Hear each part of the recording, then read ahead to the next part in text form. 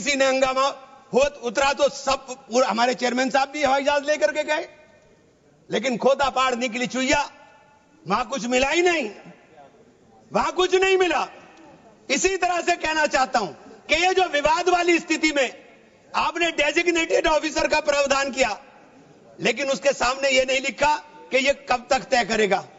और आप बार बार कहते हैं कि साहब ये जो इसका संरचना होगी, इसकी 22 मेंबर वक्फ काउंसिल में होंगे, उसके अंदर 22 मेंबर में 10 मेंबर मुसलमान होंगे, सही है, 2 महिलाएं होंगी, सही है, लेकिन 12 मेंबर उसके अंदर नॉन मुस्लिम हो जाएंगे।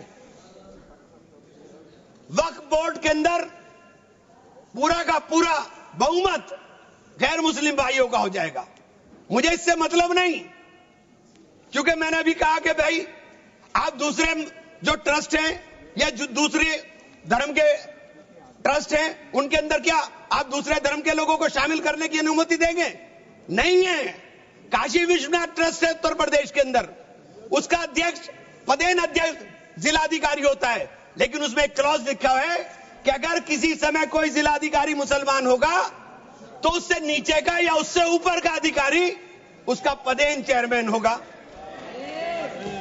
आप मुसलमान के ऊपर यह शर्त लागू करते हैं, आप मुसलमान के ऊपर यह शर्त लागू करते हैं कि इसके ऊपर लिमिटेशन एक्ट, विधेयक के खंड 40A की धारा 107 जो वक्फ संपत्तियों की समय सीमा को अधीन करता था, लिमिटेशन एक्ट लागू करता था, आपने हटा करके 108 और 41 में 108 और 108 एक को हटा दिया।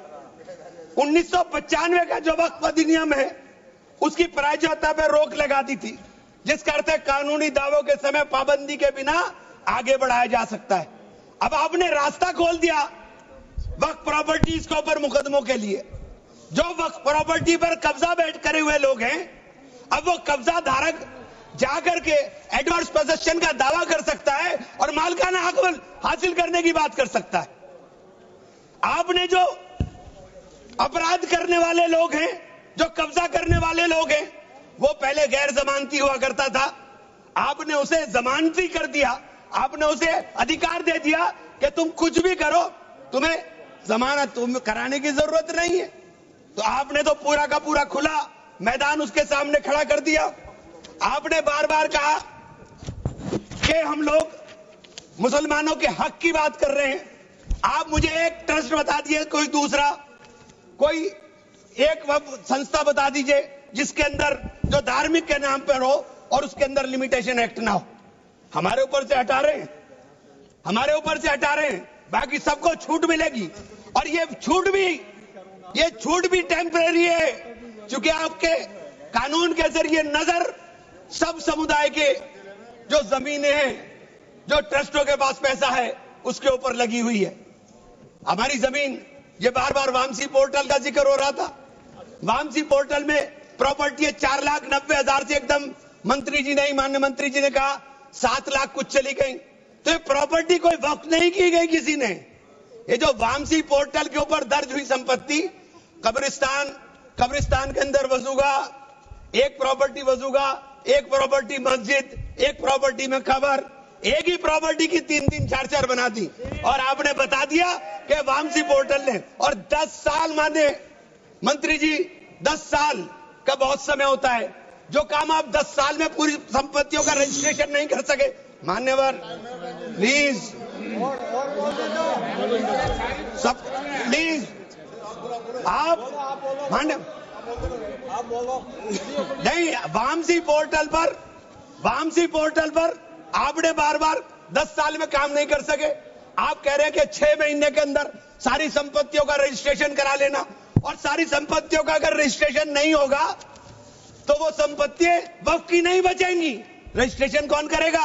रजिस्ट्रेशन आपके अधिकारी करेंगे। जब 10 साल में नहीं कर सके तो 6 महीने में कैसे करेंगे?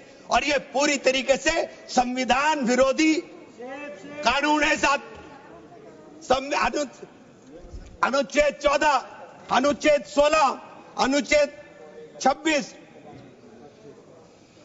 और अनुच्छेद 25 का सीधे सीधे ओवरलैपिंग करने का काम करता है।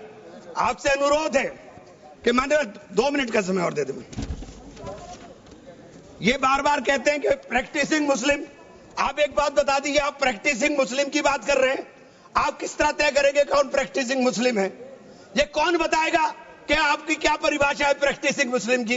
सारे मुसलमान 5 वक्त नमाज नहीं पढ़ते, सारे मुसलमान रोजा भी नहीं रखते, और उसका पैमाना क्या होगा कि वो मुसलमान है कि नहीं है? तो ये आपने रास्ते इस तरह खोल करके ये सीधे सीधे जो संविधान के अंदर हमारी धारा 14 में अधिकार है उसके ऊपर आपने अतिक्रमण करने का काम कर दिया।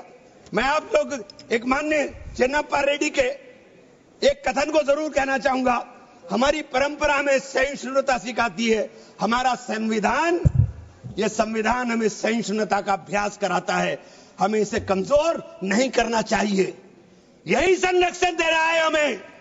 यह बाबा साहब के सपनों का संविधान है कि उन्होंने देश के अंदर रहने वाले प्रत्येक नागरिक को, जो गरीब से गरीब नागरिक है, उसको वो अधिकार दिया जो सामने बैठे हुए हमारे प्रधानमंत्री को होगा, वो ये अधिकार बाहर सड़क पर बैठे हुए एक मजदूर को होने का काम होगा। ये बाबा साहब का संविधान है। मान्यवर, इसे कमजोर करने का काम मैं आप हाथ जोड़कर विनती करता हूं। अभी हमें सौगाते मोदी मिली, एक सेकंड, हमें सौगाते मोदी मिली। हमें सौगाते मोदी में ईद की सवैयां नहीं चाहिए, हमें सौगाते मोदी में शिक्षा दे दीजिए, हमें सौगाते मोदी में रोजगार दे दीजिए, हमें सौगाते मोदी के अंदर मोहब्बत दे दीजिए। ये जो गोलियां छातियों पर लगती है ये मारना बंद करा दीजिए। हमें सौगाते मोदी में ये कानून देने का काम कर लीजिए। बहुत बहुत धन्यवाद मान्यवर।